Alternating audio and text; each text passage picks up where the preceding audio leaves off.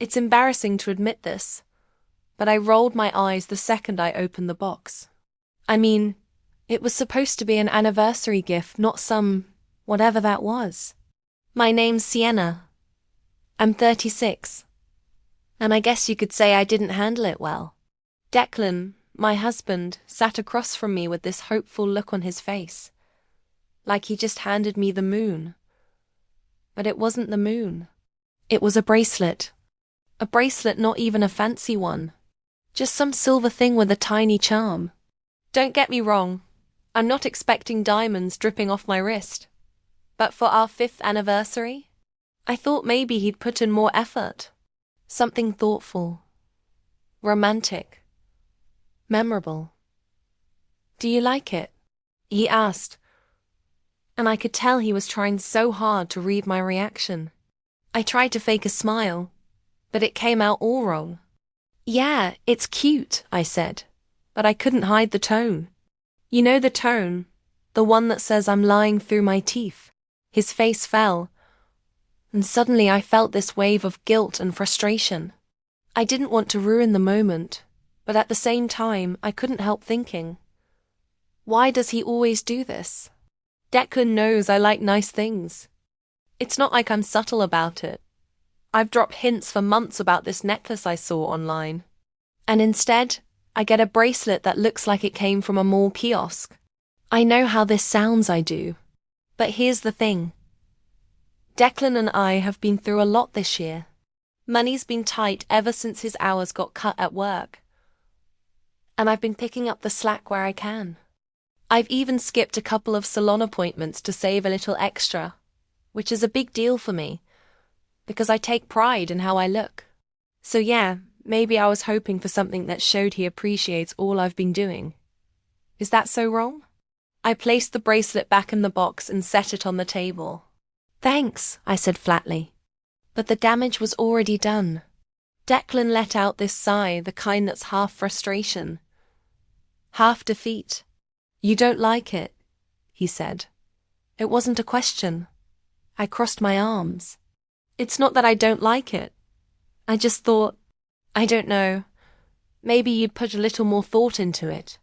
Sienna, we're broke, he snapped. For a second I was stunned. He almost never raises his voice at me. I can't exactly go all out right now. I thought this was something you'd actually wear. That's not the point, I shot back. It's not about the money. It's about the effort. You didn't even ask me what I wanted. His jaw tightened, and I could tell he was trying to keep his cool.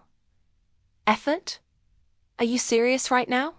Do you have any idea how hard I worked to get this for you? How many hours I put in just to afford something halfway decent? Halfway decent is right, I muttered under my breath. And that's when things really blew up. You know what, Sienna? I can't win with you. No matter what I do, it's never enough. You're always focused on what you don't have instead of what you do. His voice was sharp now, cutting through me in a way that made my chest tighten. I stood up from the table, arms still crossed, and glared at him. Maybe if you stepped up for once, I wouldn't have to point out what's missing.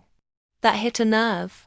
I knew it the second the words left my mouth, but I was too fired up to care. Declan's face hardened, and he leaned back in his chair, looking at me like I was a stranger. Step up, he said slowly, almost like he was daring me to repeat it. I've been doing everything I can to keep us afloat, Sienna. Meanwhile, all you care about is whether or not I can keep you happy. God forbid you actually care about me for once. That shut me up for a second. I just stood there staring at him, completely caught off guard. He'd never said anything like that to me before. Sure, we'd argued plenty of times, but this felt different. It felt final, like something had cracked between us, and there was no putting it back together. I didn't know what to say, so I just stormed off to the bedroom and slammed the door behind me. Part of me expected him to follow me, to apologize and make things right like he usually does. But he didn't. He stayed in the kitchen. I could hear him clearing the dishes, his movements loud and deliberate like he was trying to make a point. I flopped down on the bed and stared at the ceiling, my heart racing. I felt angry and guilty and confused all at once. I wanted to be mad at him for ruining our anniversary, but deep down I couldn't shake the feeling that maybe I'd gone too far. Then again, wasn't it his fault for not understanding what I needed? I couldn't help but think about everything I'd sacrificed for him. I could have been with someone who had it all together, someone who could actually provide the life I wanted. But no, I chose Declan. And for what? A cheap bracelet and an argument that left me feeling more alone than ever. Lying there in the dark, I started to wonder if we'd finally hit the point of no return. I didn't sleep much that night. Declan never came to bed, and when I woke up in the morning, he was already gone. His side of the bed was untouched, and the kitchen was eerily quiet. When I went to grab some coffee, the bracelet was still sitting on the table where I'd left it, the little charm catching the morning light like it was mocking me. I ignored it and grabbed my phone instead. I texted him, "Are we really going to let one fight ruin our anniversary? Let's talk." No response. Hours went by and nothing. It wasn't like Declan to ignore me. Even when we were fighting, he's always been the type to calm down and come back around, ready to talk things out. But this time felt different. It felt like he was done. By noon, my frustration had boiled over. I started replaying everything from last night in my head, twisting it around until I was the victim. How could he just walk out like that on our anniversary? No less. Who does that? Sure, I wasn't exactly graceful about the gift. But was that really enough to just leave? I called my best friend Melody because I needed someone to back me up. She picked up on the second ring. "What's wrong?" she asked, her voice full of concern. I didn't hold back. Declan and I got into it last night. He gave me this cheap bracelet for our anniversary, and when I tried to talk to him about it, he completely blew up on me. Melody was quiet for a moment, and I could tell she was trying to figure out how to respond without setting me off. "Okay," she said slowly. "What exactly did you say to him?" I hesitated. "I just told him that I thought he could have put in more effort. I mean, it's not about the money. You know, it's about showing that you care, right?" "Right," Melody said, but her tone made it clear she wasn't totally on my side. "And how did he take that?" "He got defensive," I snapped. "He made it all about how hard he's working and how I'm ungrateful, like I'm supposed to settle for whatever scraps he decides to throw my way." "It's not fair, Melody. I do so much for him, and I don't ask for much in return." she said, and I could tell she was holding back whatever she really wanted to say. "Look, Sienna, I'm not saying you're wrong to feel disappointed, but maybe you could have handled it differently. Declan's been stressed out lately." "I don't want to hear it," I cut her off. "He's stressed. What about me? I'm the one keeping everything together while he mopes around about work. The least he could do is show me he appreciates me." Melody sighed. "Okay. But what are you going to do now? Are you going to talk to him when he gets home?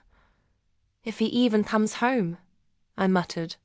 "Of course he'll come home," she said, though she didn't sound entirely convinced. "Just maybe take a breath before you talk to him. Think about what you really want to say." I hung up feeling more irritated than comforted. Melody didn't get it. No one did. Everyone always acts like Declan is some saint, because he's trying his best. But what about me? I'm trying too. I've sacrificed so much to keep our lives running smoothly, and no one gives me credit for that. By late afternoon, I still hadn't heard from him. My anxiety started creeping in, but I buried it under anger. I decided that if he wasn't going to come to me, I'd go to him. I drove to his office, a small insurance agency downtown, where he's been working since college. When I got there, his car wasn't in the parking lot. I called him again, and it went straight to voicemail. That's when it hit me. He wasn't at work. He wasn't anywhere. I drove home in a daze, my mind racing with possibilities. Was he at a friend's house? A bar? Somewhere else? The thought of him being somewhere else made my stomach churn, but I shoved it aside. Declan wasn't like that. He wasn't the type to cheat or run away. At least, I didn't think he was. When I got home, his car was in the driveway. Relief flooded me for a split second, before it was replaced by a fresh wave of anger. I stormed into the house, ready to confront him. But when I walked into the living room, the words caught in my throat. Declan was sitting on the couch, his head in his hands, looking more defeated than I'd ever seen him. He didn't even look up when I came in. "Where the hell have you been?" I demanded, slamming my bag onto the coffee table. He finally looked up, his eyes bloodshot and tired. "I needed some time to think," Declan said flatly. "Think about what?" I shot back. "How to avoid your wife. How to make me feel like crap on our anniversary." Declan shook his head, a bitter smile tugging at his lips. "You just don't get it. Do you, Sienna? This isn't about the bracelet. It's not about the anniversary. It's about us. We're not working anymore." His words hit me like a punch to the gut. "What are you talking about? Of course we're working. We've been through worse fights than this." "Have we?" he said, his voice low and tired. "Because it doesn't feel like it. It feels like no matter what I do, it's never enough for you. I try to show you I care, but you don't want that. You want someone who can give you the world. And I'm not that guy. I never have been." I opened my mouth to argue, but nothing came out because deep down, I knew he was right. I did want more. More than he could give. More than he'd ever be able to give. But wasn't that his problem, not mine? "I just need you to try harder," I said finally, my voice trembling. Declan laughed, but it wasn't a happy laugh. It was bitter and cold. "Try harder? I've been trying for years, Sienna, and all I get in return is you looking at me like I'm a disappointment. Maybe if you weren't such a disappointment, I wouldn't have to." I shouted before I could stop myself. His face went blank, and in that moment I knew I'd crossed a line. He stood up, grabbed his keys, and looked at me with an expression I'll never forget. It wasn't anger. It wasn't sadness. It was resignation. "I'll be back for my stuff," he said quietly. And then he was gone. When Declan walked out the door, I stood there in stunned silence. The nerve of him to leave me like that, as if I was the problem. But the shock didn't last long. It quickly turned into rage. How dare he act like I'm the one who's been dragging this marriage down after everything I've put up with? I spent the rest of the evening pacing the house, my thoughts spiraling out of control. He hadn't come home yet, and the longer he stayed away, the more furious I got. I started thinking about all the times I'd let him off the hook, all the excuses I'd made for him to friends and family. And this is how he repays me, running off like some drama queen just because I told the truth. But underneath the anger, something else was creeping in panic. Declan might be broke, but if he wanted to divorce me, I'd be screwed. I'm not blind to how things work. If we split up, I wouldn't get much. He doesn't have a lot of money. No hidden savings account. No family trust to fall back on. The thought of trying to survive on my own paying bills, working some dead-end job just to keep a roof over my head made my stomach turn. The idea of being single again was even worse. It's not like I'm 22 and can bounce back from a failed marriage with a fresh start. I'm 34. And while I still look good, I've made sure of that. I know how the world works. It's harder to find someone new at my age, especially someone who can give me the life I deserve.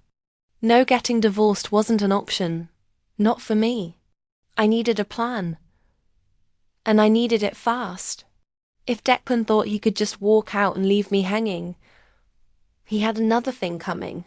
He wasn't going anywhere. Not if I had anything to say about it.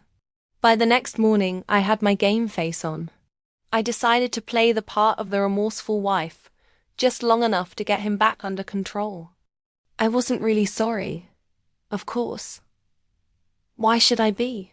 He's the one who started all of this by being so weak and pathetic. But I knew Declan well enough to know he'd fall for it. He always does. I waited until he came home, which wasn't until late afternoon. He looked exhausted, like he hadn't slept all night. His clothes were wrinkled, and there was a tension in his shoulders that told me he was on the verge of snapping. Good. That meant he was vulnerable. As soon as he walked through the door, I softened my expression, making sure to look just the right amount of hurt and regretful. Declan, I said quietly, stepping toward him. Can we talk? He looked at me warily, like he wasn't sure whether to stay or run. What is there to talk about? He asked, his voice flat. I feel awful about the way things went down, I said, keeping my tone low and shaky. I didn't mean to hurt you. I was just overwhelmed, and I took it out on you. I'm so sorry. Sorry? Declan blinked, clearly caught off guard. You're sorry. He repeated it like he didn't quite believe it. Yes, I said, forcing myself to sound sincere. I know I've been hard on you lately, and that's not fair. I love you, Declan. I don't want us to fall apart over one fight. Please, can we just start over? I reached out to touch his arm, and for a moment I thought it was working. He looked at me like he wanted to believe me, like he wanted to forgive me. But then his expression hardened, and he pulled away. You don't mean that, he said, his voice cold. You're just saying what you think I want to hear. That caught me off guard. Usually, Declan would have caved by now. He's always been too soft for his own good. But this time, he wasn't buying it. What are you talking about? I asked, trying to sound hurt. Of course I mean it. He shook his head. No, you don't. You're not sorry, Sienna. You've never been sorry. You just don't want to deal with the consequences of your actions. My heart started pounding, but I kept my face neutral. That's not true, I said, my voice trembling just enough to sound convincing. I love you, Declan. I'm trying to fix this. Are you? He shot back. Because it feels like all you care about is yourself. You don't respect me, Sienna. You never have. And I'm done pretending like that's okay. For a moment, I didn't know what to say. He'd never spoken to me like that before, and it stung in a way I wasn't prepared for. But then the panic set in again, and I realized I had to double down. If he thought he could leave me, he was wrong. I'd fight him tooth and nail if I had to. Declan, please, I said, my voice breaking. Don't do this. We can fix this. I'll do whatever it takes. He stared at me for a long moment, like he was trying to decide whether I was worth the effort. Finally, he sighed and shook his head. I don't know if I can do this anymore, he said quietly. I'll stay for now, but things have to change. I nodded, pretending to agree. But in my head, I was already plotting my next move. If he thought I was going to let him dictate the terms of our marriage, he had another thing coming. I wasn't going to let him leave me, and I wasn't going to let him take what little stability I had left. If it came down to it, I'd take everything he had. I'd make sure he regretted ever thinking he could walk away from me. For now, though, I had to play nice. Let him think he was in control. Let him think I was willing to change. But in the back of my mind, I knew the truth. I didn't respect him anymore, not as a husband, not as a man. And the only reason I was staying in this marriage was because I didn't have a better option. Look up from the TV. What's there to talk about, Sienna? You don't want to change, and I can't live like this anymore. I scoffed. Oh, so now I'm the problem. You're the one who walked out, and decided this marriage wasn't worth fighting for. He turned to me, his eyes filled with a kind of sadness that made me uncomfortable. Sienna, I've been fighting for this marriage since the day we said I do. You're the one who stopped caring. All you see me as is a paycheck that's not big enough for you. That stung, but I refused to let it show. Instead, I threw my hands up in exasperation. Fine. If that's how you feel, then maybe we should just call it quits. His expression didn't change. Maybe we should. The words hung in the air, and for a moment I thought I might cry. But instead of sadness, I felt rage bubbling up. He wasn't supposed to agree. He was supposed to beg me to stay, to try harder, to fight for us. But he didn't. Great, I snapped. I'll call a lawyer tomorrow. He nodded like he'd already made peace with it. Do what you need to do. The divorce process was brutal. Even more so because I went into it with one goal: to make him pay. I wanted everything: the house, the car, whatever savings he had left. The lawyer I hired told me there wasn't much to take. But I didn't care. If I couldn't drain his wallet, I'd drain his spirit. I even found myself wishing we had a kid, just so I could get child support out of him. That's how far I was willing to go. Declan, on the other hand, seemed heartbroken. He didn't fight me on most of it, which only made me angrier. It felt like he was giving up. Like he was happy to hand over everything just to get away from me. And maybe he was. He'd always been too soft, too willing to take the high road. It made me sick. By the time the papers were signed, I'd managed to get the house and some spousal support. But it wasn't nearly as much as I'd hoped for. He'd been smart enough to protect what little assets he had left. Still, I thought I'd won. I thought I'd taught him a lesson. But as the weeks went by, the victory felt emptier and emptier. The next few weeks were unbearable. Declan stayed like he said he would, but it wasn't the same. He was distant, guarded, and barely spoke to me unless it was absolutely necessary. I'd catch him staring off into space like he was trying to figure out how we'd gotten here, or maybe how he could get out. The tension was suffocating, and it was obvious that neither of us was happy. I kept trying to patch things up, but it wasn't because I wanted to save the marriage, not really. I just didn't want to deal with the fallout of a divorce. The thought of losing what little stability I had, of having to fend for myself, terrified me. I wasn't built for that kind of life. Declan was supposed to provide for me, even if he wasn't doing a great job of it. The more I thought about it, the angrier I got. I started resenting him for even thinking about leaving. What kind of man walks out on his wife just because things get hard? If he loved me like he said he did, he'd stay and figure it out. Instead, he was pulling away, leaving me to clean up the mess he'd made of our lives. One night, after another silent dinner, I finally snapped. Are you just going to sit there and sulk forever? Or are we going to talk about this? I demanded, slamming my fork down on the table. Declan didn't even flinch. He just looked at me, his face completely blank. There's nothing to talk about, Sienna. You both know this isn't working. I crossed my arms, my voice dripping with sarcasm. Oh, so now you're the victim. Poor Declan. Stuck with the wife who dared to have expectations.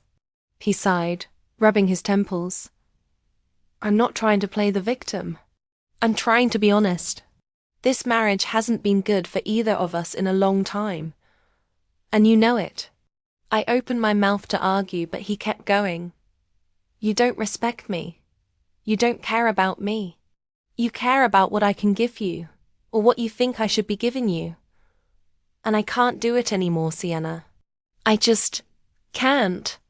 His words hit harder than I expected, but not because they were untrue. They were. I didn't respect him. And I didn't care about him in the way he probably wanted me to. I cared about what he represented. Security, stability, and someone to blame when things didn't go my way. But hearing him say it out loud made it real, and that scared me. So what? You're just going to leave? I asked, my voice shaking with anger. You're going to throw away everything we've built together. What have we built, Sienna? He shot back. Debt? Resentment? I've spent years trying to make you happy, and nothing I do is ever enough. I'm tired. The finality in his voice sent a jolt of panic through me. If he left, I'd have nothing. No house. No income. No safety net. I tried to think of anything to make him stay, but all I could feel was desperation. Fine, I snapped. If you want a divorce, go ahead. But don't think for a second I'm going to make it easy for you. I'll take everything, Declan. Everything. I wish we had a kid so I could take even more. His face twisted in disgust, and for the first time I saw the love he'd once had for me completely disappear. That's who you are, isn't it? He said quietly. It's not enough to ruin us. You have to destroy me too. You know what? Do whatever you want, Sienna. I don't care anymore. And with that, it was over. The divorce process was ugly, just like I promised it would be. I fought for the house, for spousal support, for anything I could get my hands on. But Declan didn't have much to begin with. And by the end of it, I was left with barely enough to keep myself afloat. 6 months after the divorce was finalized, I was sitting in my tiny apartment, scrolling through Facebook when I saw it. A picture of Declan, smiling like I hadn't seen him smile in years, with a woman who looked like she'd just stepped off a magazine cover. She was gorgeous, long blonde hair, perfect smile, and a figure that made my stomach churn with jealousy. I clicked on her profile and started scrolling, my blood boiling with every picture. There they were, holding hands at some fancy restaurant, hiking in the mountains, looking happier than I ever thought Declan could be. It didn't make sense. How could he move on so quickly and with someone like her? What did she see in him that I didn't? I tried to tell myself she was probably just like me, fooled by his nice guy act, thinking he was something he wasn't. But deep down, I knew that wasn't true. Declan had his flaws, sure, but he'd loved me. I'd been the one who couldn't see it, who couldn't appreciate it. And now he was giving that love to someone else, someone who probably deserved it more than I ever did. The realization hit me like a ton of bricks. I'd lost not just the marriage, but everything. Declan had moved on, found happiness, while I was stuck here bitter and alone, scrolling through social media like some pathetic teenager. I shut my laptop and stared at the ceiling, feeling the weight of it all crashing down on me. This wasn't how my life was supposed to go. I wasn't supposed to end up in a tiny apartment, working a job I hated just to scrape by. I wasn't supposed to be alone, but this was my reality. And for the first time, I had no one to blame but myself. Thank you for listening until the end. Every story holds a piece of someone's truth, and maybe a piece of your own.